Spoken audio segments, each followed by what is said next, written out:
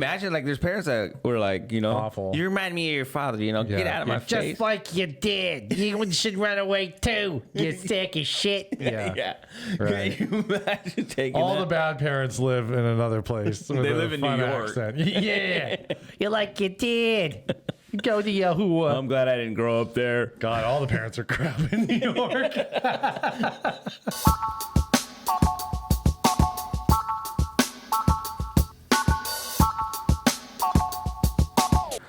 Welcome back to Just Weirdly Blended. I'm Jesse. And I'm Tom. And it's been a long time. It's been a long time. Yeah. What, 3 weeks? We I actually feel like it's been did like a record. year. We did record. Yeah.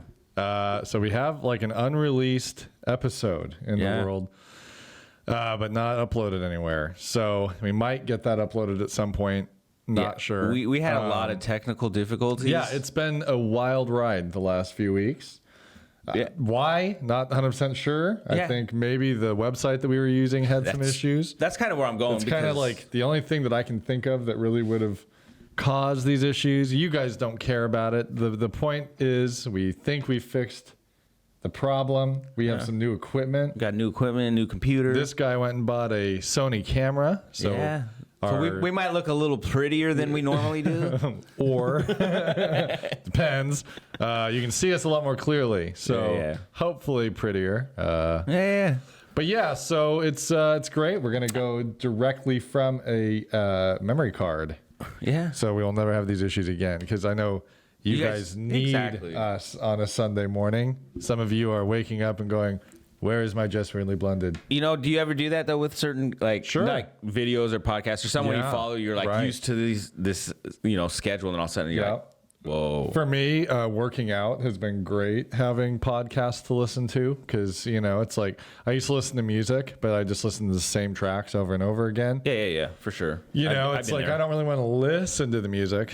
Some people really get into like the rhythm, I guess. But I it's weird. Like I would listen to Jack Johnson and like Bob Dylan and stuff like that when I'd exercise. Wasn't real beef me up kind of music. Yeah. Blanca likes really high energy like. Yeah, I think I'm more the not high energy, but some of it. Yeah, most people like more of an upbeat. Yeah. Well, I actually like stuff, rock, like metal and stuff sometimes when I would work out. But I usually just listen to I would do the same thing. I'd be listening to like some kind of not Jack Johnson, but her name's Jessie Reyes. It's like slower as I'm running. Right. Some Phil Collins, So the other night, this is kind of a good tie-in. Actually, this just reminds me of something. Is the other night I went for a run. Yeah. I did just around the block, so it's a little over 2 miles, right? Okay. And I'm listening to my music, and a song comes on that like I don't know, something about this song I really like relate to like a mental state of who I am. Yeah. And so, but this song basically is talking about how he's tired of this part of him controlling his life, right? Like he has this pride in him that he's let control his life because he's afraid of actually succeeding and becoming something because he knows. Gotcha. You know what I mean? Yeah, sure. He was just allowing that. And so like it kind of like resonated with me. Failed, but like the fear of failure kind of thing. Yeah, and he says, he's tired of that. Like anytime I fail, you make me feel like shit. But he's talking about himself. Right. And so it like really hits with me. So there's like a chorus in there that I remember I was hearing it and I was like, fuck. And like I'm trying not to cry. Like music for me, that's what it does. You're very emotionally connected to it. Yeah, I really am. Sure. And like I heard it and I was just like, fuck. And I had to rewind the song. It's one of those moments where I was like, damn, I get that. And I was just running. But I'm like sitting there trying not to cry. So it's so weird how music could just do that to someone. Well, something about music, it is very connected to like the way our brain works. I mean, they've done study after study after study on music, and just the amount of like neurological connections that we have with music, it's pretty wild. The fact that we even have music, the latest study that I heard was kind of interesting. They took random rhythms, and it was just like totally weird beats, and then they'd ask people from like all over the world to play the rhythm back, and time after time, people tended to actually put rhythm to it instead of just letting it be chaotic. When they would give it back, clean it. It would be a more clean, timed rhythm, and it was the different culture, the different type of maybe drum beat so that cool. culture might have. It tended to be more in that flair of that particular that style. Yeah. That's cool. Pretty wild. Our brains naturally want to make order out of chaos. Well, like it's so crazy too, because like music is so universal, right? But it's so not like the one thing I like love about music is just hearing the different types of music. Yeah, sure. Like I don't understand Mexican music. But I can hear the rhythm and I can hear sometimes depending on like artists or something, you can actually hear their emotion through the lyric. Well, Hispanic music, I forget the actual term for it, but what you're talking about, like it is a very emotional. Yeah. They usually sing almost like they're crying. You know, like she left me, and it's kind of like the old blues, the American blues. Well, it is. A beaten It's like down country. guy, but like, definitely country. Yeah. And what's really interesting is where you can hear those mashups. Like you listen to Bavarian music, if you go to, in a while. it's one of my go-tos. If you go to Leavenworth here in Washington, a lot of people know about Leavenworth. It's like a German town in America. They play a lot of Bavarian music in the streets. Well, that's a right. lot of the same instruments that are used in the tone they of it are. is They have accordions and all that stuff. and that's actually one of the influences of Mexican music. So They just heard the Germans. there's these random. Well, there were a lot of migrations that happened, and a lot of cultures coming together in places, and it just happened to be that musically that was one. And so it's really weird to hear two. I mean, polar opposite cultures. That share something. That's so cool, though. You got Adolf Hitler, and you've got Mexico. What's the Mexican president? Wild. Or who was it? Was there a dictator in Mexico anyway? No, but the only one I remember was Fox, President Fox. Oh, I Vicente think. Fox. Yeah, he was back, I think, on like the 9/11 time, because I remember him coming and talking to George W. Bush and all that. Crazy. It is crazy, though, how you do borrow like different sounds. Yeah. But like there's this metal band. They're called Orphan Land. My brother introduced me to. And I might have talked to you about them before. You may have. But they're from, I want to say Jerusalem or Israel or somewhere around in that area, right? Sing beautifully. The dude has a beautiful voice. Like he seems, English and stuff. But you'll hear sounds in the music, like certain instruments and stuff, that it's native to probably that area. Gotcha. Or, the sound, even though it's in like this rock, it has the sound of like that Mediterranean, like over there or something. Right. It's just it's cool. It's it's badass. But you can hear definite cultural mashups in the last 5 years, maybe to a decade, maybe. Well, you've been getting a lot of like mixed too. Yeah. Like country and rap. Yeah. Well, Beyonce now does country. Yeah. And her song, I got to say, the big one, the Texas Hold'em or whatever. Pretty good song. It's funny though. People have mentioned. What makes it country? Is it this is the sound? Because she doesn't sound country. The sound.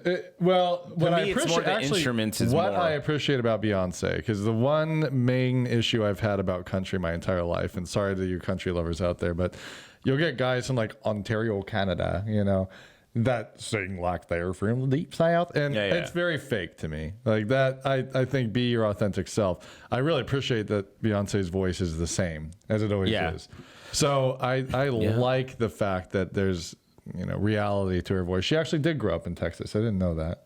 I'm not the biggest Beyonce. You didn't fan. watch Selena? She ran into her. I did not. There's a scene in the movie, the show Selena, where Beyonce runs into Selena. Oh, nice. When she's young or something like that. Did that really happen? I doubt it. I know, okay, by happenstance, Who knows? Maybe, but there's a scene there where you see that, and I'm like, what's really? your name? Beyonce Knowles. Oh, yeah. Probably it was pretty much like well, you're not gonna make it, Beyonce. that. No, Selena was all super Selena about it. Oh, sure. Yeah, that's cool. Your big booty gonna get you somewhere.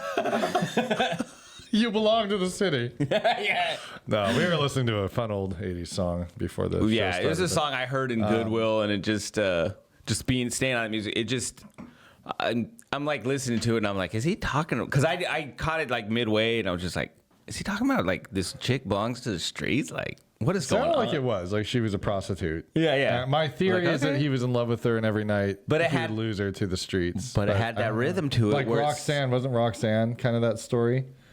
Roxanne, you don't have to put on that red Dress Tonight. Or that dress, whatever. We're all mixing songs. Don't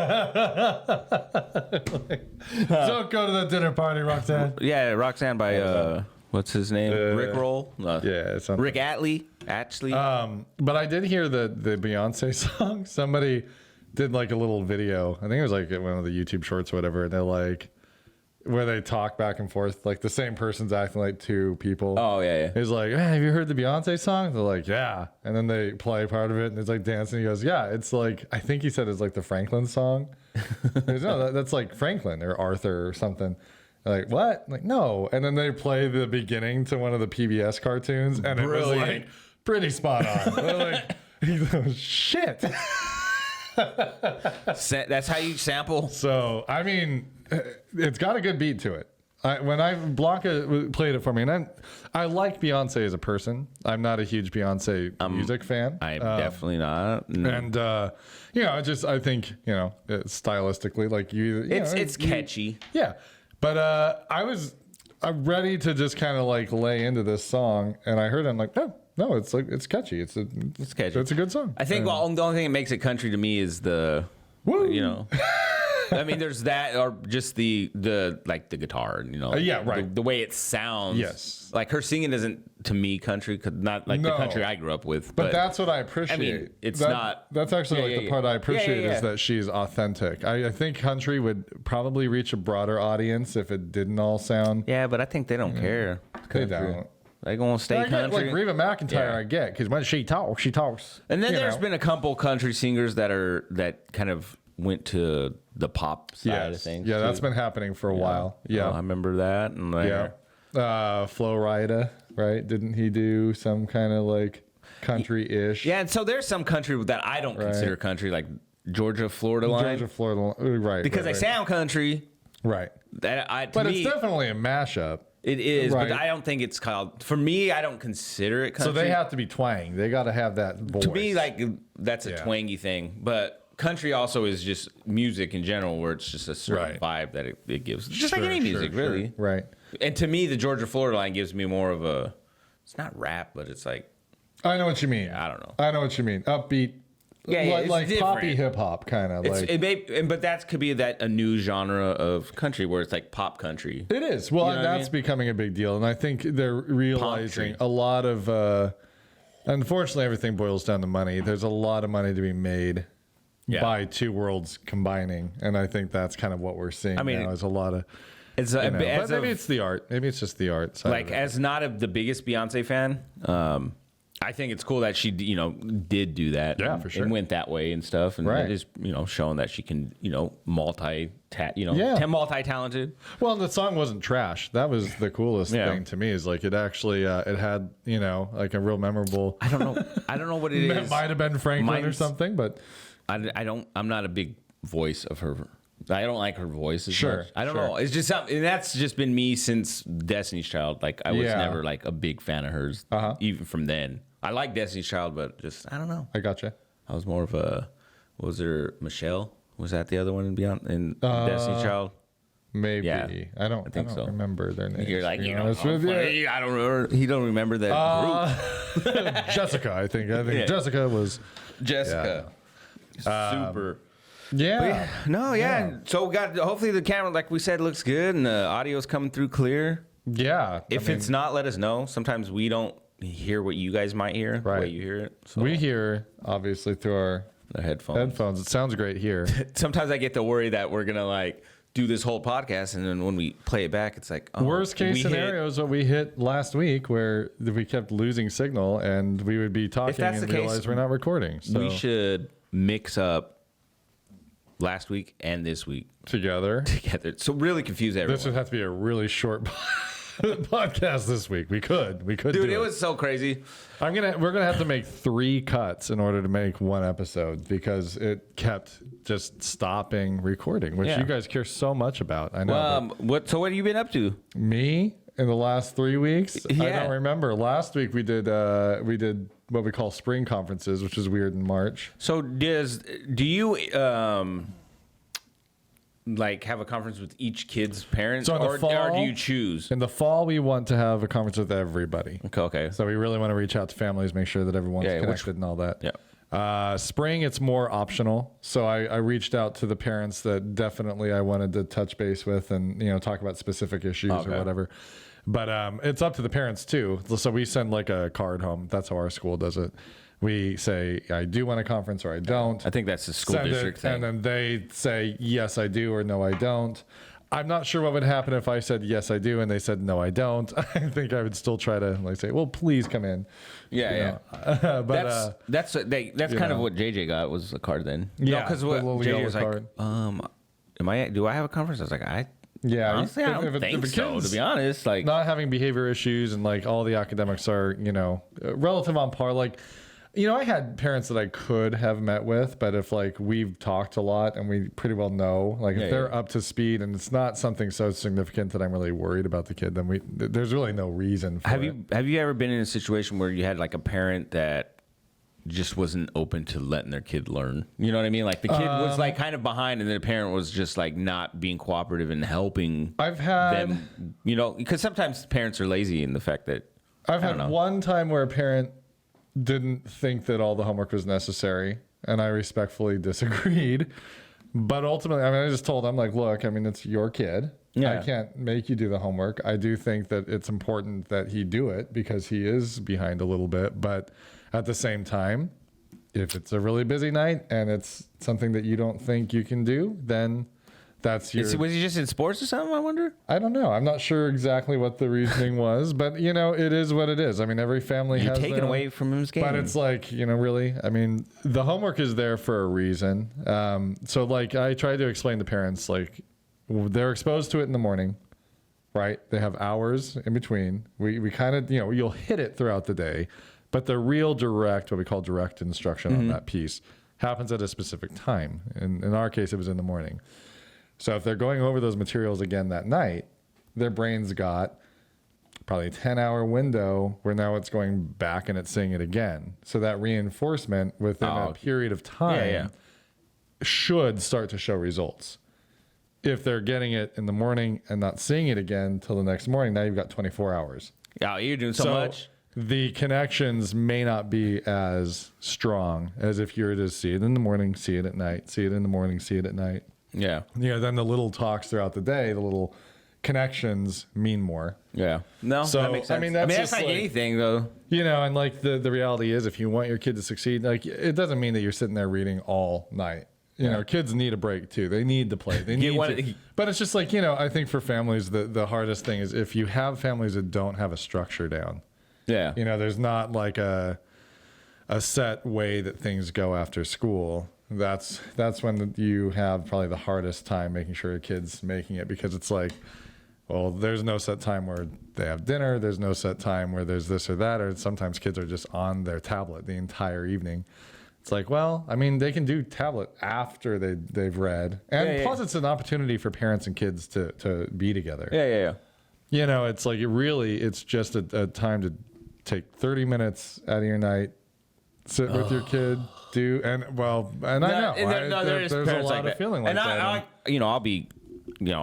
There's times where I'm not that I don't want to spend time with my kids, but I'm just, you're tired, you come home tired. Absolutely. And I get that too. I get that too. Cause I'm a parent. I haven't been perfect every night, but but sometimes you just got to suck it up and just do it anyway. It's really, it's a short period of our life. 30 minutes. It's like by third grade, if your kid's not reading on grade level, it's an uphill battle from that point on. So truly, like if you have a little kid at home, the earlier you start, the better. Read a bedtime story.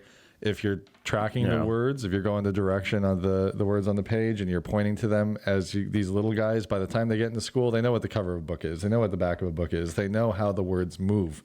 Yeah. It's amazing just the things that you do intuitively as a parent sometimes and the impact it makes on your kid. I will say Alicia was really good about reading bedtime stories to JJ and it makes an impact. Both of our boys do pretty well in school, and it's because they got something. I would sometimes read. Sometimes I'd make up a story. Sure. Because he wanted a story, so I was the, there'd be times I'd just make up some dumb, stupid story. That's fine too. You were there for your kid. You were there with them. There was a connection there. Make up your own story. And I think, you were demonstrating creativity too. No. That's like a step in writing. So I will say, he has some stuff that he writes in class because they're doing essays and they're doing stuff like that. He'll read us these essays or, these little, 1 page, whatever they are. Yeah. Man, some of them I'm like, I told Lisa, I go, man, that's like kind of like good. Like there was a lot of detail, but he used like decent words for a fourth grader, like pretty big words. And I'm like, man, he should explore the writing, I think. See, I think he would be a really good. I think he'd be a good writer. Elliot, he's like, what are the basic requirements? I will meet the basic. He gets 3s on everything. Every once in a while, he's just like, let me get this out. Let me get it done. Which I got to be proud of him because in kindergarten, he hated writing. He would like, I remember one time at the end of the day, his kindergarten teacher came down the hall because I work at his school. Yeah. And she goes, do you need to tell Dad? And it had his head down. And he's like, he didn't really do his writing. Or they're writing about penguins. I still remember. I mean, it was like, kindergarten. There was like 2 sentences about a penguin. Yeah. So I walked him down the hall and like, show me. And his head's down.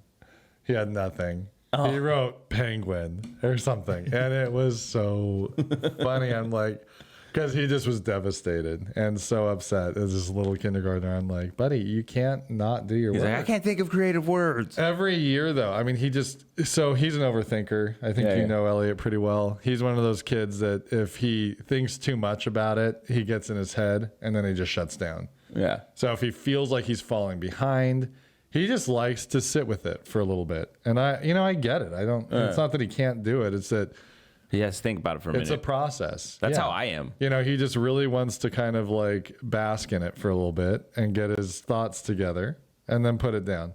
And and his teachers have always been really good because, working there is nice because you can really have those conversations anytime.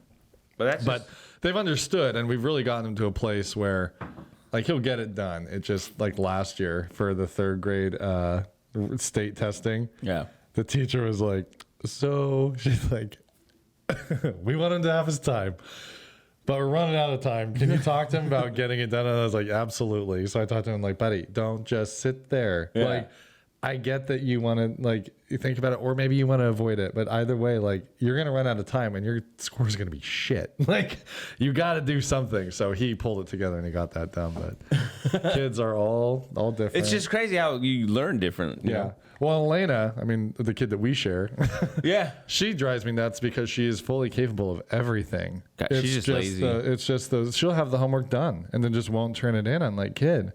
And she's getting a lot better. Yeah. I get it. Because we've talked to her, I think both sides. We're talking to her and keeping her on it. But man, like you don't check in for a week and all of a sudden it's like, well, what the fuck? What happened? I think she needs that. She does. I think she needs that push. Like, hey, I need you to, because what I tell her, I was like, I don't care if Chloe comes over, her friend. She has this friend that comes over.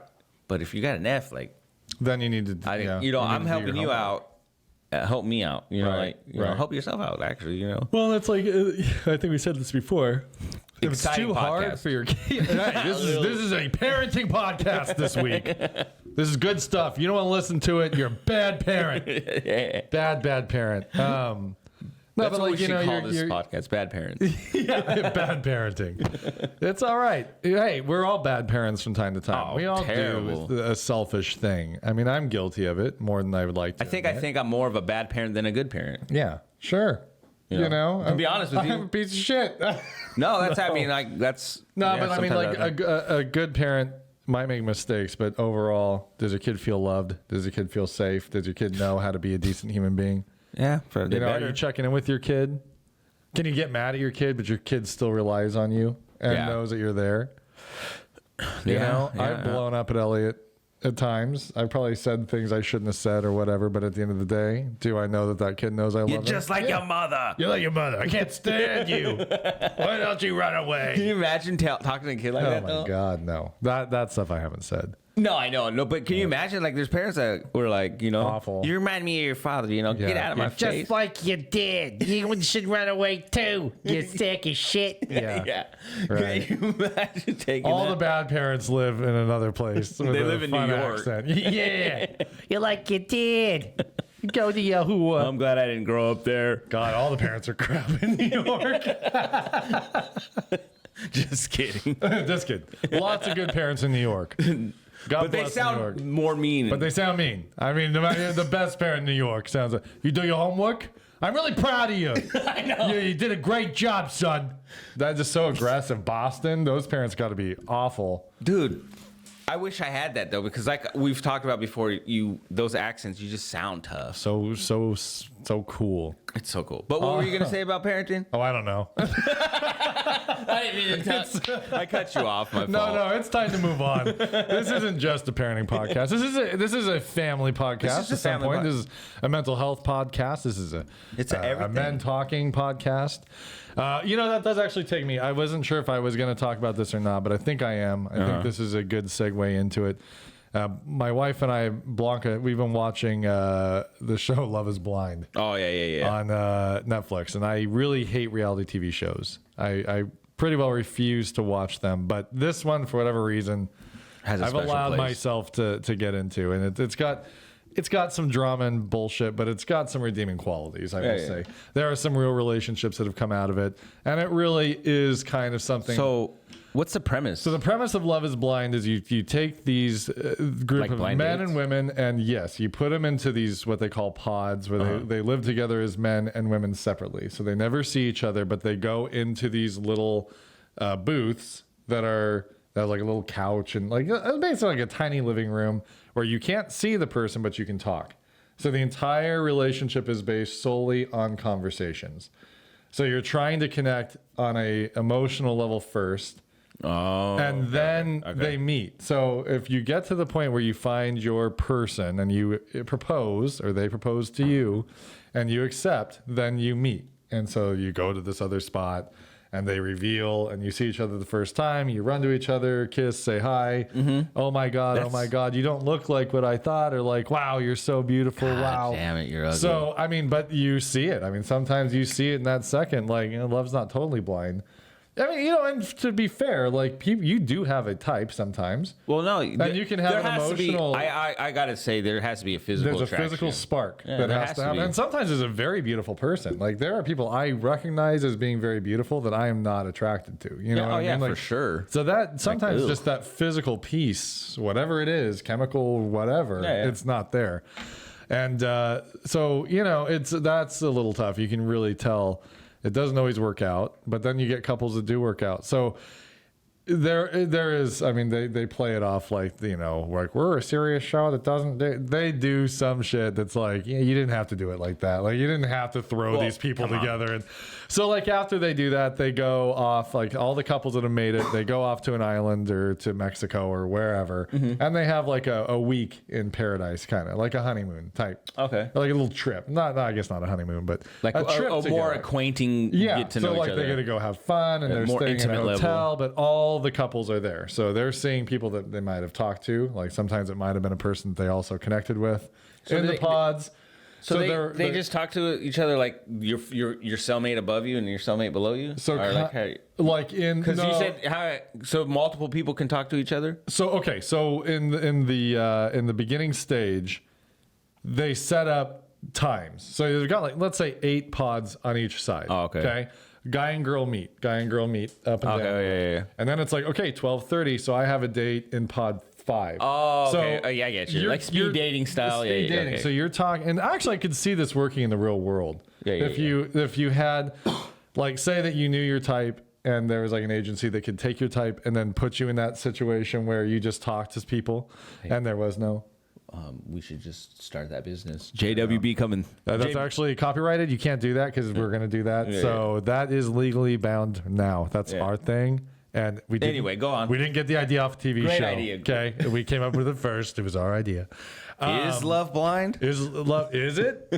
No, that's their question. Well, they say love is. We're asking, is it? I don't know. Maybe it is. Yeah. Anyway, so Yeah, they go off and they have fun for like a week, and then they have to go back to real life. So they get set up in an apartment or something in the city where they're all from, because they cast in like the same. You got to city. have no job.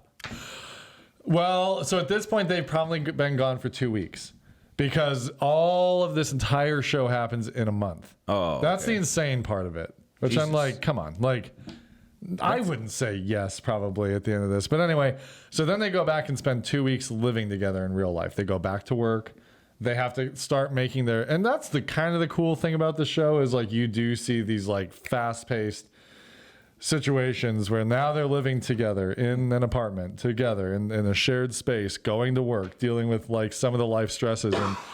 And in the meantime, since they all live in the same place, the show sets up scenarios where they all get together. So if you imagine that you're dating two people that you like both of them a lot. Been there. Right? Okay. And you're not sure who, I mean, yeah. For those of us that have been in this situation, where it's unfair is a lot of times we look at these and we're like, what a dirtbag or whatever. But think about like 2 weeks after you think you are might be in love with this one person, you're seeing them all the time. And you're asking yourself, like, the person I'm with, like that. Like, you get that feeling of like, young love right away. Right. You know, and you don't really have the time to get out of that. So it's like sometimes very unfair the way that it's like this person's like the villain, but are they? Or is it just such a short period of time? Yeah. So anyway, that's kind of my like, the show, like that's where I'm like, you guys aren't all about love working out, because you obviously wouldn't bring certain people back. Like they'll bring people back that someone had a connection to that didn't find somebody. And I'm like, well, what was the point of that? Well, of course, you're just trying to make it interesting. Let's see what happens. So that, like, be real. That's called a science. That's like let's test this hypothesis. And you can say that. I mean, like truly, things are going to happen in life, and you're going to have to deal with it. So I get it on the one hand, but then on the other hand, they act like we don't do it. Like, I don't know. One season, the people were kind of like, I think that was cut a little unfairly. Like, so I mean, it is a show. It is. It's entertainment. They make storylines. Of course. I mean, they all do it. They have to. Overall, I will say for a guy that doesn't like reality shows, I can watch that one. It's not too over the top. And there are some real. I mean, I will say, Blanca and I tend to feel closer together when we watch it. Yeah. Because it's all about love and stuff, and you kind of think back on when you were in a relationship, like at that stage. Well, and I think you actually end up having conversations about things that happen. You do. You have conversations. Like, how would you react? Looking through people and kind of recalibrating. Like we've been really harsh on people, and then like I've stopped and said, okay, but they're 2 weeks out of talking with this person, and they're being thrown in a situation to see them for the first time. Obviously, you're going to have stuff in your head. Now, do you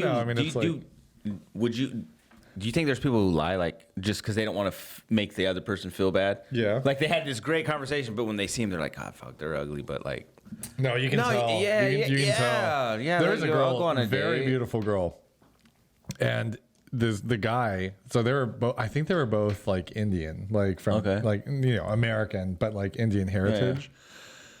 Yeah. I think is what it was. He had always dated white girls, and he was all about how it was going to be great and fine. And then, spoiler, I guess. Yeah. He just ends up kind of being a douche. Oh, okay. But it's because physically, and she was like gorgeous. Like there was nothing wrong with her. I think Indian women are gorgeous, actually. He just ended up didn't have that. Well, sometimes I guess attraction, which you can't blame somebody, but it's it is a tough situation because it's like, on the one hand, it's happening so fast. I can see being like, trying to work through that, being like, I'm doing what I always do and I don't want to do that. This is an amazing person. I'm never going to do better. Kudos. So I don't want to be too harsh on anybody, because it's like, it really is like, we can sit on a couch and watch it. And that's the point, right? But commentary, dude. It's a fascinating show. If you haven't watched it, give it a shot, especially if you have your wife. If it's just you and the guys, probably not. But meantime, we're going to start season 1. But there's a guy. So there's a guy in one of the seasons. I won't say which, but I was talking to Jesse about this beforehand, because this is really kind of what this podcast is about, I think. So this guy is, he's kind of like a player. Right, he's kind of got like the athlete attitude, and he's playing. And he's been playing around. And he wants something serious, right? So he goes on the show. Well, he's been exposed to a lot in his life, and he feels like he's never really had a good, strong male role model. And he's a black man, and he really identifies with... I can relate to all that right away. Yeah, well, I mean, and I don't. My dad was always in my life and all that, whatever. But what was sad to me was like... Aside... I'm like listening to him talk and like the need to see someone like him. It wasn't like he could, like, I would never be a role model to him. Like he needed somebody that he felt like he looked like, that he acted like, right? Yeah. Someone who could relate to him at that level. Yeah, exactly. And that was a very, just listening to, because you could easily look at him and be very critical and like, what a douche. You know, usually most people that are kind of in that boat, I'm usually like, you're just a douche. Because a lot of times they have that machismo so much that they can't call out their own bullshit. And to this guy's credit, I mean, he may or may not have gone about everything the right way, but he was never over the top off. And he was always fairly honest. And it was sad to kind of see. If you don't have that male role model, sometimes you don't know how to act in certain situations. Well, exactly. Because you're reacting in that moment where you're like, oh, because I've been there where it's like, I chose B instead of A, which A was probably the better choice, but at that moment it was just like, well, it's patterns. Do something stupid, patterns. It's easier to escape whatever. Learns patterns, and we are comfortable with what we know. If you start at 12, and then you have these little moments, just like reading, right? Just like exactly. Just like you're reading things, exactly, right? I mean, it was really sad. He had a crazy. From what you told me, it's like he had some crazy situations. His dad would take him with him to cheat on his mom. That's fucking. And then he had to hide it. So he was like the alibi. So then he couldn't tell his mom. So if it was like, oh, I'm going to take him to see a baseball game, they'd go home and he'd have to act like they went to a baseball game while he's in the other room while his dad's fucking somebody. God, the trauma that does to a person, like, and so this guy, needless to say, ends up saying no. You can kind of read it the entire time. Like he's talking big and, oh, I'm going to this and that, but his face is always scared. Like his face, and he flat out admitted, I'm afraid I'm going to be my dad. I'm afraid I'm going to do the same thing, which how would you not be afraid? You lied to your mom, which wasn't your fault, but you had, you were in that situation. But it's great because at the very end, like the mom, after he gets to the thing and he says no and all this, the mom talks to his dad and is like, hey, you and me, whatever. Like that's done.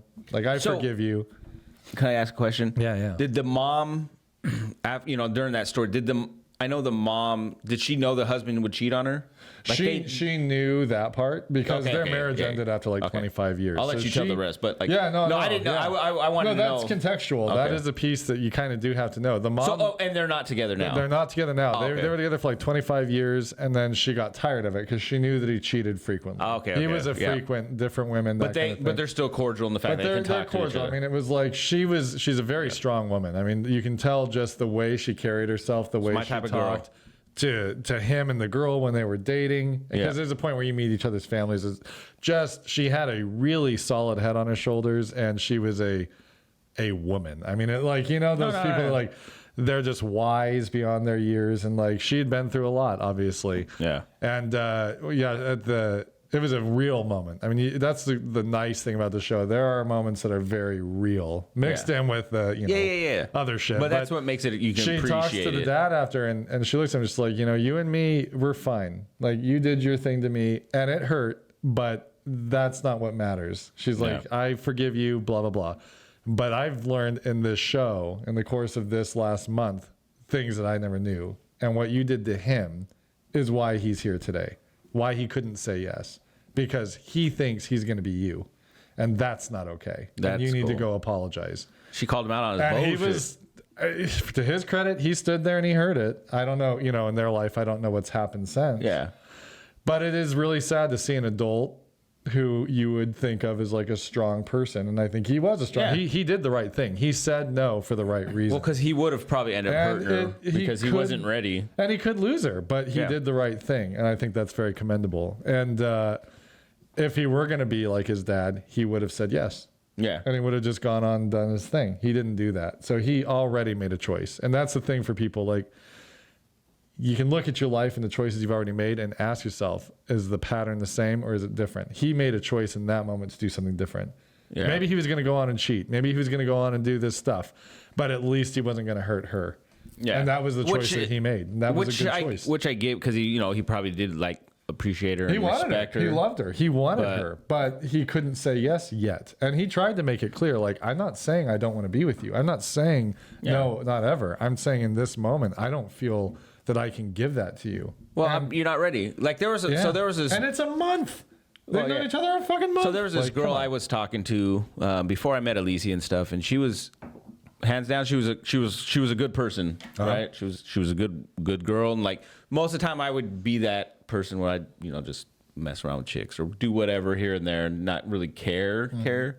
But like for her, like I like didn't want to do that. Yeah, like, she was too good a person. I wasn't ready to where she was at in life compared to where I was. Like I wasn't ready for that kind of relationship. Right. And so like I had, I ended up doing the same thing. Like, I'm not ready, and it's kind of not fair to you. Yeah. So, be on you. And then when I became ready, obviously Alicia came into my life, and she, that's who I was. Well, that was made for me. That person was made for me. That person, for whatever reason, is the person that Like I'm in it. I'm ready for that. We were talking to Sadia and her little friend last night and stuff, and they're young, and he's a young boy. Young man. He's a young man. Yeah. Good kid. Little guy from what? So I was just trying to tell him stuff. Yeah, he's just a little guy. He's taller than I am. Yeah. No, how old is he? 25, you said? About 25, something like that. He's a young man. He's solidly a man, but a young man. He's in a place, and this is something, and I told Leo this too, my stepson. He has his own place and stuff, and I was like, man, you should be proud of where you're at. Like, you're so much further ahead than I was at that age. Sure. You know what I mean? At 20, dude, I was barely getting out of Job Corps. I think I finally moved over here. Like, I still didn't have shit figured out. Like, I'm like scraping by. It was right. It wasn't. You see these kids like that now. Like, nah, I'm gonna do this and this. Right. And so that's how this other kid is. His name's Levi. He's just. Got his shit together. Kind of goal driven. Yeah, he is. He's like, there's something he's trying to prove, right? To himself. To himself, right? And to probably others, like, I can do this, And I get that because I have that same motivation, so. But, we were just telling him about being with, like-minded people. And just, like, sometimes, you got to disassociate yourself from those, and you got to realize, like, that guy from the show, you're not your dad. Right. You're not this person. Those patterns don't have to be. They can be hard to break. Yeah. I mean, sure, you've seen that stuff and that sucks, but at the same time, like, you're not that. So just. But I think, to that guy's credit, like, the fact that he recognized it, the fact that he didn't want to be it. I mean, that's such a big step. That is huge, because people that don't have control over it aren't going to acknowledge it. They're not even going to care enough for that. They would have married her and then just fucked around. How long before you realized some of the stuff that you do? Like, for me, like, sure, certain things I struggled with or whatever, I didn't really realize them until later on in life, and then to catch that stuff when you're like younger, I think that's good. 30s, and maybe in my 40s I'll be like, oh boy, I didn't have anything figured out. But your 20s are such a chaotic time. Like, I know. You start off your 20s, like, I was in college at the time. Not everybody's in college, but I think we're all kind of in the same spot. Yeah. Most of us have nothing figured out. Yep. We are looking toward a future where everything is starting to happen. We're not in that future yet. It's kind of the fuck around years, right? And then by the end of your 20s, I definitely felt not enough had happened is where I thought the story was supposed to be. Yeah. I was a very A to B person. Like, you have a path and you follow it and things happen. I think I've said before, I think having a easier upbringing, that's the downside, is you take things for granted. You don't really necessarily realize that it's not A to B. Yeah. I mean, you better be ready for. We had to tell our daughter that, like, like, she wants things from here to, basically that same thing. Well, see, because that's not going to happen. Our kids have been raised the way I was. Like, that's not going to happen. Your kids have been raised that way. Yeah, they've had nothing to really worry about. Yeah. They've had solid parents. They've had housing, food, love, everything. Attention. But how is school set up? School, you need these classes, they put you in these classes. You need these classes. Then college, it steps up a little bit. You got to try to get into the class and make sure that it's not full, and then find the other class. But I mean, if you're not an idiot, you're going to get into the classes that you need, and you're going to get through it. It's not like getting a job. Where in my case, it's a bad economy. I came out in 2009. Yeah. Oh, yeah. And I didn't have a lot of confidence. Like, that was the biggest issue I had, was a person that came out and really was uncomfortable talking myself up. And I went from hanging out with people all day, every day, to coming home and hanging out with my parents. I mean, my world got small. I got kind of depressed. I got in a really bad space, and that lasted, really up until I decided to go back to school to become a teacher. It was like, I regressed so much. It's like I was at this point where I was like hanging out with people all the time, having a blast, like graduating college. And then that ended. And I was really excited to reconnect with my family and everything.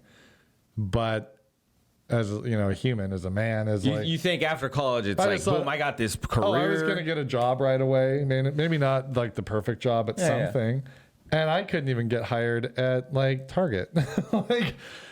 I was just educated enough, but I didn't have other practical skills. And so it was just a really rough time. And, in my 30s, having a career and kids, like, I've gotten to the point now where I still have a lot to look ahead towards, goals. And I still tend to think more about the future, but there's a past to look at now too. Well, I think it's cool. Like, you're also, like, you've got, in your 30s and stuff, accomplished a lot, I hope so. You know what I mean? Like, being able to get like a house and doing like that stuff, building a family. Well, that's Blanca. I was going to like for me, it's been in my like probably about 35, I think. I was probably like 34. Somewhere around there is when I decided like I'll buy a house. Yeah, right. But that was because Alicia. Right. And that's kind of like going kind of back to last night.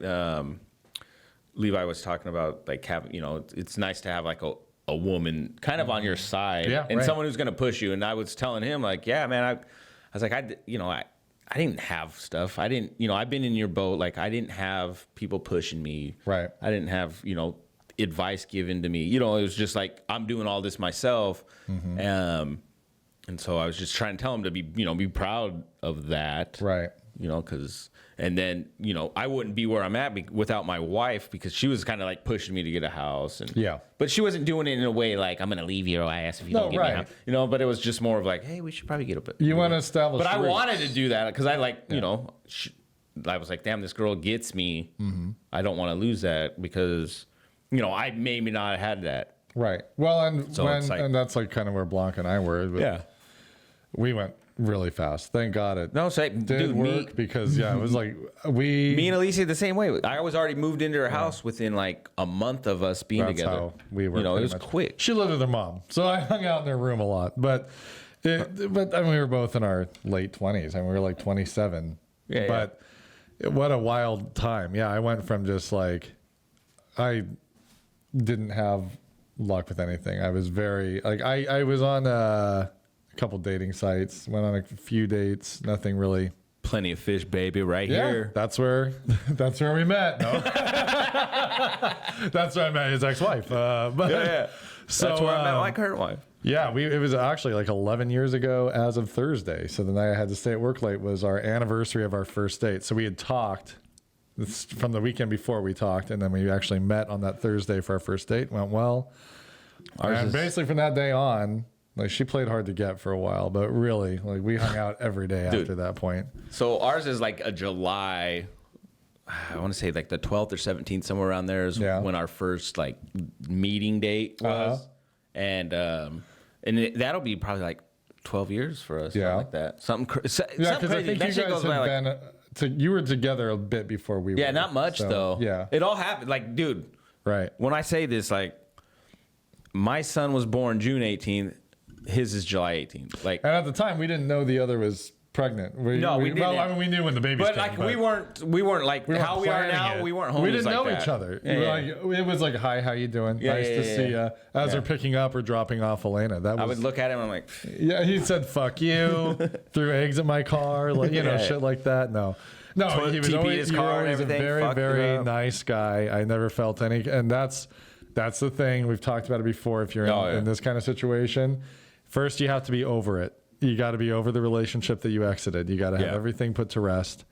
And then if you're respectful to the other person and that person's respectful back, you can build a friendship from there. You know, something I've been seeing too more is I'm seeing like co-parenting, the way they existing, even with their significant others person. Like this guy, like I met him back in Job Corps too, but he just posted something about how he apologized to his ex's now man about some stuff he did when he was young and stupid and immature. To her, like maybe to her or him, and said, oh, I see. Like, going back to when they were first together. So it was like if I had talked shit about you, right, and then I came to you, hey man, I sorry, apologize. I've gotten to know you, and I was wrong. Yeah, you're a good person. You're a good guy. And so it kind of it sounds like that's what he did. So it's healing. And they had a selfie together and stuff, and I was just like, that's so cool, because like it's cool to start seeing those things. Well, think about the statistics. If it's because of us. It's because of Just Really Blended.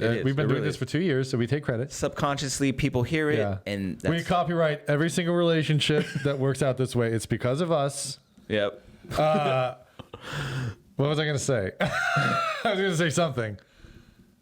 Anyway. Don't you hate that? It's great. It's great. No, I think, it's 50% of marriages end in divorce, right? At least that's like the statistic that's been around a long time. Statistic. So I've been married twice. I haven't divorced been there once. Yet, but but it's like if that's the case, if 50%, most of us are going to experience it on some level. Like, and that's half of us are going to have to do that. And that's something that's crazy, is because like it's been like that for years. You know what I mean? It's not like that. That's like a number that's been there since forever. Right. Well, I'm sure it was different before, when it was like, we don't allow you to divorce, and people have to stay in the horrible situations. I mean, since how long you think? I think it's good that there's an option to leave. Like, you shouldn't be forced to stay in a relationship that's not good. But I do think a lot of people call it quits without knowing how to do the work to make it happen. So I listen to Mr. Ballin sometimes, and so we were listening to it on our way to Yakima yesterday. Shout out to Coaster, her cousin, by the way. He's having a baby. Yeah, congratulations. Baby girl. So we went to his, her cousin's baby shower. It was really cool. Anyway, we're listening to Mr. Ballin, and it just this always trips me out, right? Breaking up is not easy, right? Right. Sometimes doing the hardest thing it's not easy. Sometimes doing the right thing is hard as fuck. Right. Jumping out of a relationship, telling your significant other I want a divorce, like those. Do things the right way. Yeah, that's the right thing to do. Right. And maybe in those situations, it is you need to leave that like toxic situation. Right. And that's always the hardest thing to do. The right thing's always going to be the hardest. Yeah. And because it's easy to cheat and just never come back.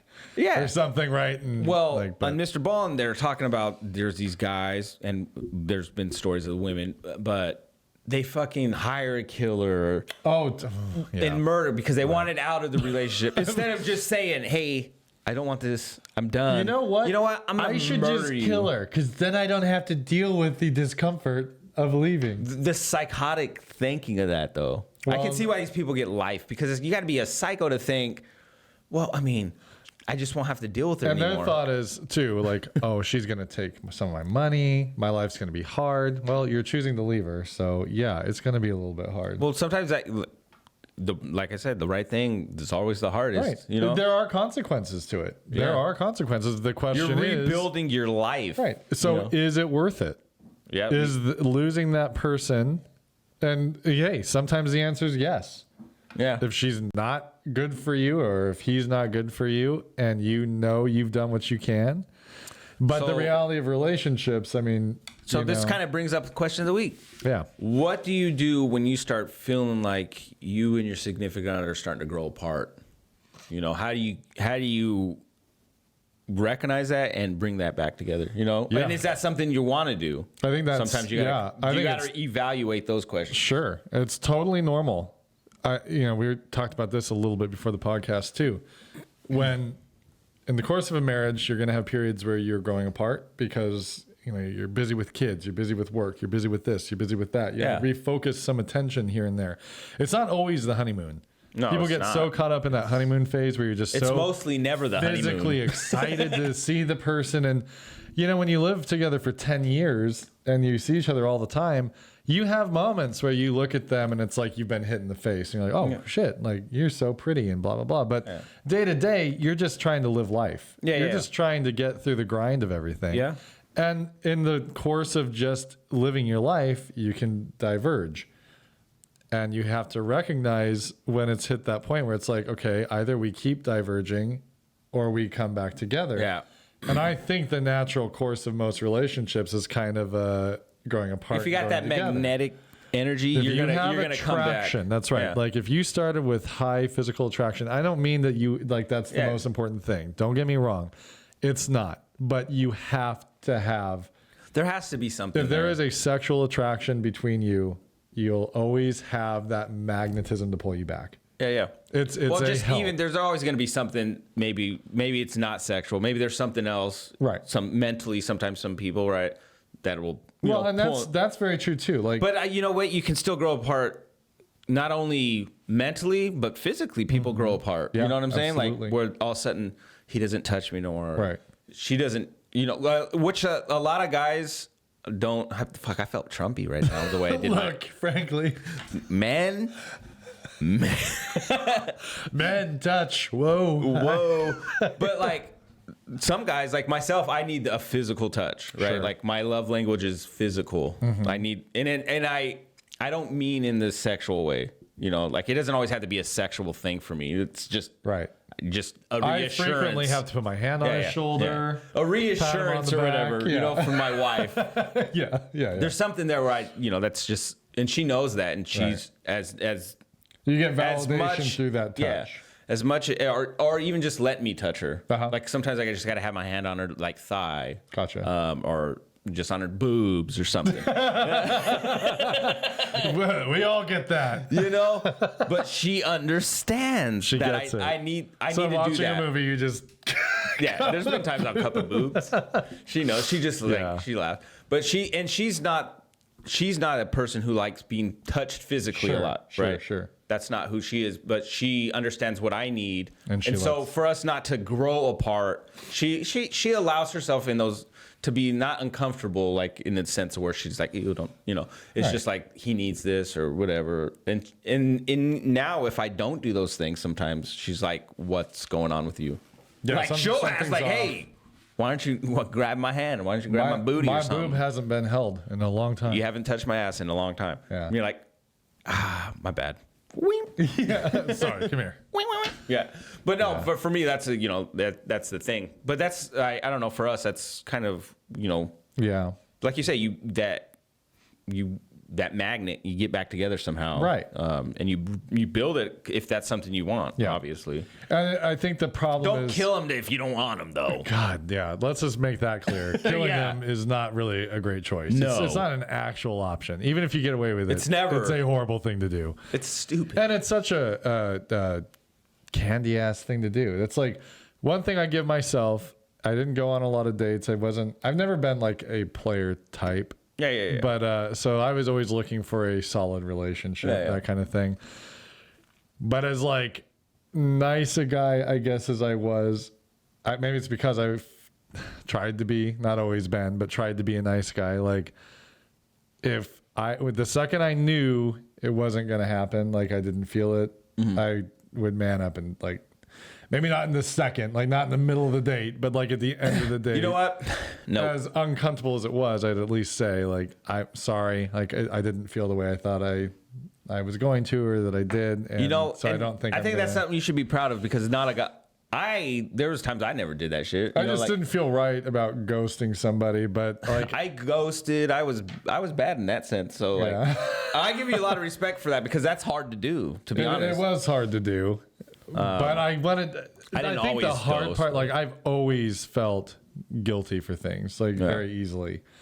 And so as bad as I would feel hurting somebody, it was like, I at least want to hurt them the right way. Because there's one girl in particular, very nice girl. We went on. You always gave a smile after you said it. Oh, that felt good. I'm proud of me. And then block her. No. But I'm such a good guy. No, I felt like shit. I mean, you feel horrible anyway, but at least you knew that you did what you could. Dude, I hate it. So I went on this date with this girl. She was a really nice girl. She was white. And I tend to like Hispanic or like darker skinned women. I don't know. Same here. I don't know why. And I don't mean to be all about the physical, but I have a type I'm attracted to. The girl, I mean, she was pretty. She was nice. We went on a date and it went well. We went for coffee and like the talking and everything was great. So we set up a second date. I was like, yeah, I mean, hey, Yeah. But I remember driving into her neighborhood. I totally panicked. I looked, it was almost like a panic attack. I was like, kind of like, it was like, this could be my life. Like, yeah, you get that. Yeah, I got a total panic. You get that, like, that reality gets you, like. I pulled into her driveway. Like, we hung out at her house for a few minutes. We were going to go see a movie. Your life flashed before you. And, like, again, very nice. We talked. Like, it was a very easy conversation. Like, don't freak out. Just like, we're going to go to a movie. As we're walking into the movie, I see a guy walking in with a Hispanic girl. I'm like, that's what I want. That was your sign, dude. And so, well, it was Pasco. So, I mean, it was like the odds were. Well, no, I like to think that was divine intervention in a way. I don't know. I felt horrible because I'm sitting there with her the entire time. Thinking about that girl you saw with the big butt. Not even her, but I'm just like, I just knew. I'm like, I don't even, I do remember. It was 21 Jump Street we went and saw. Okay. And so it was a good movie. But I felt so bad because like I did not want to lead her on, so like I drove her home, and she lived right by the theater, so luckily it was a very short drive. But like, I just stayed in the car, like, all right, well that was fun, like bye.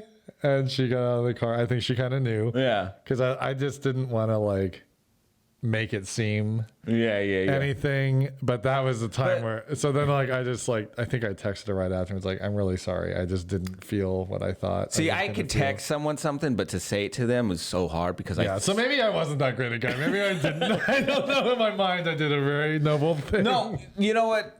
I know, like nowadays, maybe I called that's her. the thing to do. Maybe I called her. Either way, I mean, that's so not how technology made things easier. But no, I've been in those situations where it's just like. I'm so glad to be married. I'm so glad to be married because I love my person and I don't have to feel awkward or bad. I resisted. I think the reason I didn't date a lot, and I hated it at the time, I felt like it was all about me, like something was wrong with me. But I think really I was so afraid of those situations of having to hurt people or like, oh, dude, I don't know. I don't do well with that. I don't like hurting people's feelings. That's why I wouldn't like breaking up. They say breaking up's hard to do. Yeah. Right? And then the 80s song. Breaking up is hard to do. It's not right. Fucking, I would do whatever I could to see if they could break up with me. Yeah. Yeah, it makes sense. It does make sense. I don't know why. Instead of being, being a pussy. Easier. I mean, it is easier really to make somebody leave you than to have to say it. What? You don't want to be with me no more? She's like, I never said that. Yeah. I'm pretty sure I said it. Yeah. No, I'm out of here. I'm not going to stay where I'm not wanted. Yeah, I bust out my New York accent. I'm out. I should have done that. Like, I knew it. The second we walked in that theater, you were over me. I'm out of here. I saw you looking at his ass. Yeah, you were looking at that guy. I know it. No, but I've been where it's like, the girl's like pretty, but like there was something missing in the fact that it's just like, I know this, I don't want this. Like there was a girl I was dating where I remember I met some of her friends and like we're at a house and one of them was like a Niner fan and that's me. We're watching the game. So you're connecting with friends. Yeah. And stuff. And I'm just like looking around. I'm like, this isn't it horrible when that feeling hits you? I'm like, I got this point where I'm like, I don't think they'll ever understand me. It's too real. You know what I mean? Too, sometimes that too. Like I can feel the people, and I'm like, I don't think they'd understand me. I don't think this is my environment. Like, oh my god, I don't want to. And so shortly after, same thing. It was just like like it's not fair to you. I'm not ready for this. Right. Like this, I'm scared. Right, motherfucker, I'm scared. Well, so boss, I'm tired. I'll say something, and I want to be very sensitive about this because the person that I was hanging out with was an amazing person, and her family were amazing people. Jennifer. No, I'm just kidding. I just made up a name. No, but there was a girl that I connected with, and I felt like, wow, she's a really cool person. Like we were really hitting it off. We met at a wedding, and then she came to kind of visit. Like we were kind of going fast. Yeah. Because apparently that's my thing. But so she came over and visited in Kennewick because she was living in Bend at the time. Oh, and damn. then and so I was like, man, she's just really cool. Like she got along with my family really well. She was a white girl, but I was like, I She can tan, I'll be all right. Yeah, like she was definitely like, yeah. You in the tanning booth, we're good. No, but like it wasn't bothering me. Yeah, Like it felt natural with her. Everything was good. We talked. We've been talking probably about a month, a lot. Yeah. And I felt good about it. Her family was going to the beach. And I usually wouldn't jump that fast, but she's like, we're going to the beach. You want to go? It's like, well, what could go wrong? Sure. Why not? I got nothing going on. Yeah. Like we got there, felt great, met everybody, very nice. I met grandma, met mom and dad, met Like uncle. this is my man right hanging now. out. And like we weren't to that level or anything. Yeah. Like we had never kissed. We never really done anything. We were just kind of like talking and stuff, but I mean, here I am with the family. Like, obviously, we're kind of working in that direction. Yeah. Day one, great. Everything's great. Everything's great. And then I'm in the shower one morning, and this thought hits me in the head, and it's like, that would really suck if I didn't have, like, found I didn't have feelings for her. And that you had no more thought in feelings my for her. chest. It was like, that was it. And I had feelings for her as like as a person. No, as a friend. but you didn't have that. She was such. You didn't have that. But it's like in that moment, I knew that that wasn't it for me. You know? Like, oh yeah. And it was reality so set in horrible, quick. 'cause I'm with everybody. I mean, like I'm there. I'm in their space. I'm in their thing. So how long are you supposed to be there? Luckily, this is towards the end. I mean, I think there was like a day left, maybe. It wasn't like super early on. You're like, oh my God. But then it was like, here I am trying to not lead her on, but I'm in the middle of everybody. And This is a like, movie. And they're so nice. I mean, like her grandma was so sweet. Her parents were so nice. I've seen her this rom-com. brothers were cool. Like everybody, like if you guys hear this, They were awesome. you are an amazing person. Your family, they're all amazing people. They were so welcoming and so like just the people that you would want. I mean, on paper, You just didn't like your everything guys' was perfect. daughter.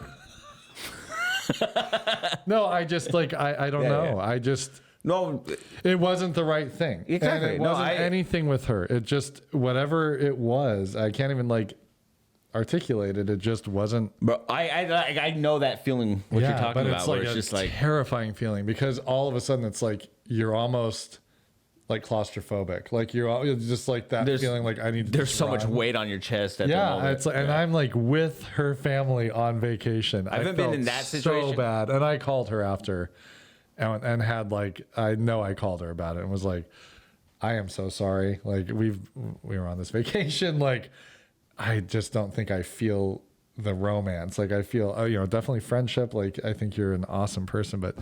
There's something, and she's like doing great. Like she got married, she has kids. Like I think it worked out really well for her sure. too. So God bless. She's still waiting for you. No, I don't think so. But it's just those when you're growing up, like and when you're in your 20s, like back to that kind of first part, you have nothing figured out. No. And that's like when you do the stupidest shit. And Oh yeah. I don't know. I've always been lucky to be with good people. Yeah. Like I've never been with somebody that was not a good person. Same here. And I really appreciate that because I don't know. There would have been people like I've had my player moments, but I always had like certain long-term relationships. Like my first girlfriend in high school, I was with her pretty much all through high school and a little bit after. And like that was, 5 years, something like that. Yeah. And obviously towards the end, I was doing my player stuff, being stupid. And then I met this other girl just before I met Blanca. And, we went through a rough, weird place in my young 20s. Mm-hmm. That's probably one of the tougher times in my life, right? But, I was there to help and whatever. Mm-hmm. And then I met Blanca, but like I always had these good relationships. I never had like a bad thing. And then obviously Alicia, but I've always been grateful for that. Like, too, you know, like you never had those super terrible. No, like and I've always been in more long term because I was always able to be friendly with my people afterwards. I mean, just to be like. So my high school girlfriend, like we maybe we not broke my high up school when we went to girlfriend, college. actually, never mind. So like we were together for I think like a year and a half, and then we broke up. Which for high school I think is kind of a long relationship. Like we thought we were going to get married. Apparently, of course, I'm just going to get married all the time. But like then my high school or my college girlfriend and I were together for 4 years, and we met in like sophomore year and then broke up after college. But she was a great person, and we stayed friends, you know, for quite a while. But then. As friends do, they come and go in your life. But like once Blanca and I were together, because like there was a time I wanted to get back with my ex-girlfriend and all that, and like so that was kind of messy. I understood why Blanca didn't. Do you think stay friends? Do you think? Did I ask this about girls? Oh yeah, I was saying. Do you think you can have a relationship with the other like sex, the opposite sex? Like I think it's really tricky. My best friend. No, I don't think you could be best friends. Like, because it's hard. I mean, like. Blanca in the beginning had a really close friend who was a guy, and I like the guy. He's a great guy, and I don't have any issue with him. But it was hard at times because having a close friend, it is kind of part of what you're supposed to be, you know, on that relationship side. Like I can't see, and it was fine. Like neither one of them ever crossed the line or anything. Like it was fine. It's just like knowing that I know long term, if your girl's going to another guy to tell about her day. Or, you know, to talk about something that's really bothering you. That's what you're supposed to be. And vice versa. Yeah, for sure. You can't have another person. Now, going with the guys to blow off steam or going with the girls to blow off steam. Going to another guy to talk about her guy. Oh, yeah. Johnson, he just didn't do it. It's just not a good idea because if that guy has any feelings, now he's got all the ammunition and blah, blah, blah. And like, I don't know. I just don't see that working out. Now, if it was a friendship that started before the relationship, and that was like, you know, Blanca and her friend, like, like I said, I got no issues with it. It was fine.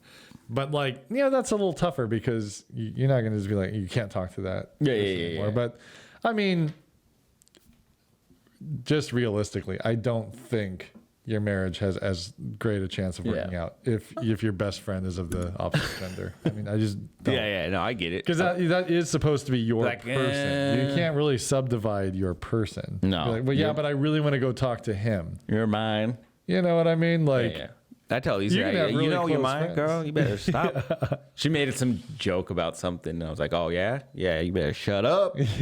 You're mine, girl. You better quit it. They like it, though. No. She knows how to make me jealous sometimes. But then, you know, Blanca and I now, we've been together for, we're on 11 years knowing each other. We've been married for however many years we've been married. 10 years. Quite a few years, 9 years, 10 years, whatever it's been. And it's really odd when you get, because like, you know, even with my relationships before haven't been longer outside of those like tiny dating things, but those aren't, you know, but like the real relationships, like when you're young, it just seems like anything can end a relationship. Yeah. Oh yeah. And it's wild when you marry somebody and you stick with it because there are moments where you realize this person's in it. Like any other time, this would have been it. Like I can feel that feeling where you just knew that this would have been over. And they don't leave. And they're still there. And you get through it, whatever. Well, and we haven't had huge issues, but... Yeah, even with my drinking, I don't think Alicia and I had huge issues. But if anything was going to ruin the relationship, it would have been ultimately it would have been if I would have continued drinking, being like a dumb shit all the time or something. You know what I mean? Sure. Yeah, I mean, you know, every relationship, whether it's a big thing or a little thing, like there's always potential for things to go south. Like you said, diverging and converging over and over. But I mean, if you want something to work, you're going to do what you can to make that work. I will say, like, intellectual stimulation's a big thing too. Having someone could be hot as hell, but if you don't feel mentally stimulated by that person, if you can't have a conversation at the depth that you need. I think that's like me and Elisa, we have a really good...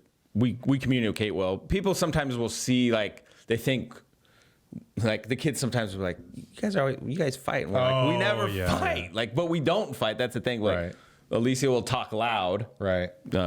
It sounds like I'm being abused. She talks real loud. She talks loud. But no, she touches me with her hand real hard. We never have like super crazy arguments where we're like actually fighting. We'll bicker like joking around, kind of like how you and Blanca do. Right. But we do a lot of joke fighting. Yeah, that's what we do. Yeah. We just fuck around half the time. Right. But we used to argue a lot more, I think.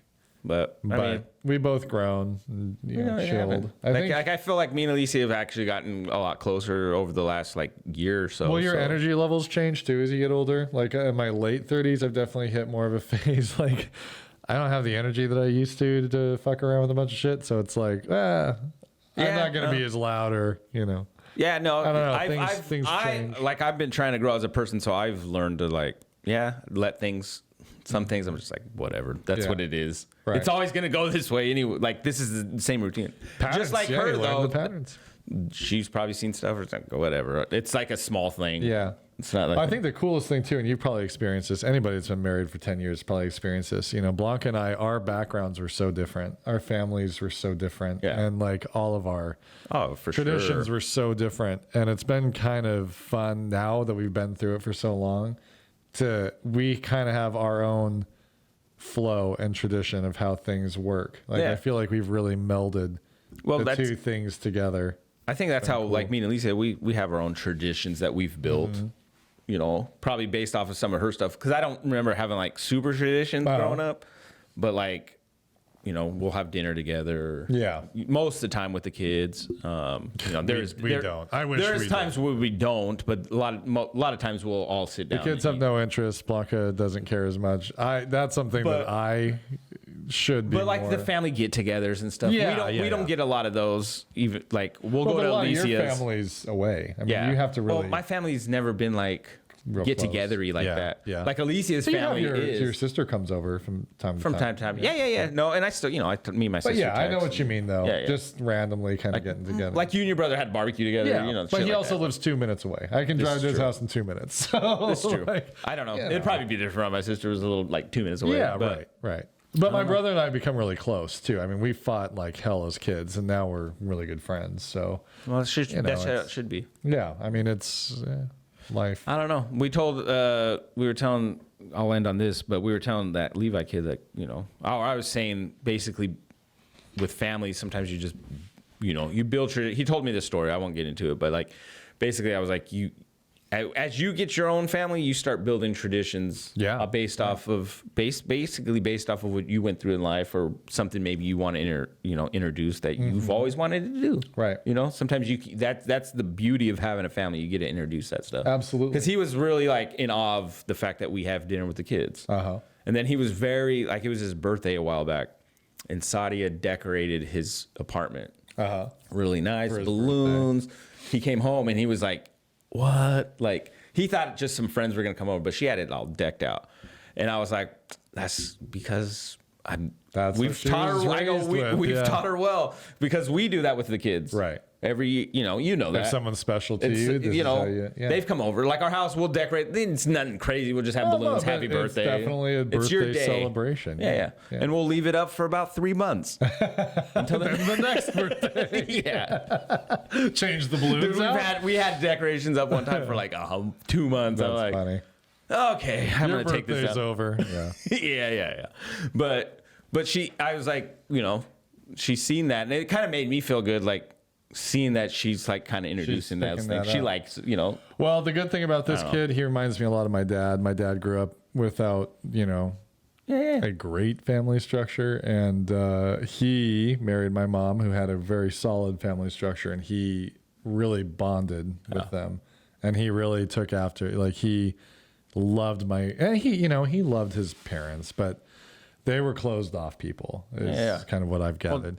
And so he really bonded with my grandparents on my mom's side and loved them. I mean, they were like his, kind of like you with Louis. Yeah, I was just going to say, that's kind of like how I feel with like the surrogate Blanca's parent. side. My grandpa was a funny guy. He was a quiet guy. In my mind, he was like a mob boss. He just kind of had that quiet, like whatever the fuck kind of attitude. So my dad had like dig under his house to replace pipes and stuff, and he would just stand there and tell him what to do while he smoked cigarettes. And that's awesome. But he looks at it like he taught me so much. Yeah, Because he had done all this stuff. See, your dad looked at the positive in some situation. He looked at him as like a father. Like he taught me how to run the pipes. He taught me how to this and that and whatever. And so it was I mean, it's like I got the benefit of growing up from a man that did not have what he gave to me. Yeah. And I really appreciate that because it's like I have an understanding without the pain. Yeah. So at least I'm aware of it. But well, that's good. Yeah. Anyway. So good job to this kid. I think he's gonna do all right. I think so. He's a good kid. Yeah. Obviously, I think there's some things there with him that he needs to kind of work with himself within himself. But that's true for any 25-year-old. If and that's you haven't fucked some things up at 25. Yeah. And so I think there's some stuff there where it's just stuff he needs to work on. Sure. He was asking me about my sobriety and stuff and why, what got me to want to quit. And so, I told him my stupid story and it's like, oh, okay. Good for you though, man. I was like, yeah, he goes, but I'm a happy drunk. I was like, that's it. Yeah. It starts that way. I was a happy drunk too, but then there would be these like self moments where it was just, I wasn't happy with me. I might've been happy, but I hated me. And so like you get to those points where you start dwelling on those inner thoughts and you're like, maybe I should stop doing it. Right. But anyway. Yeah. Well, he's 25. He's got time to figure that out. Keep drinking. That's my alcohol advice. Just fixes everything. No. Yeah. No, hey. Heroin. Yeah. I said I did heroin. He was like, what? And I was like, I'm kidding. I didn't do heroin. At least he's like, oh my God. I quit. Don't believe whatever. A little bit of heroin, it helps. Don't believe whatever this guy says. Don't do that. That heroin will not fix your life. Got a smack. Anyway, guys. All right. Hopefully this comes out and this should come out great. Oh man, we didn't even mention our sponsor this time. Oh, son of a bee. Okay, next time we're gonna do it. Yeah, we'll do it. Anyway, Magic Mind. We're still working with them. They're still great. We found out just recently. But yeah, I'm glad we are. We are re-signed. We enjoy them very much, and their product is fantastic. So we won't count this as one where we've actually done a little piece. But drink your Magic Mind and have a great week. You too. All right, guys. See ya.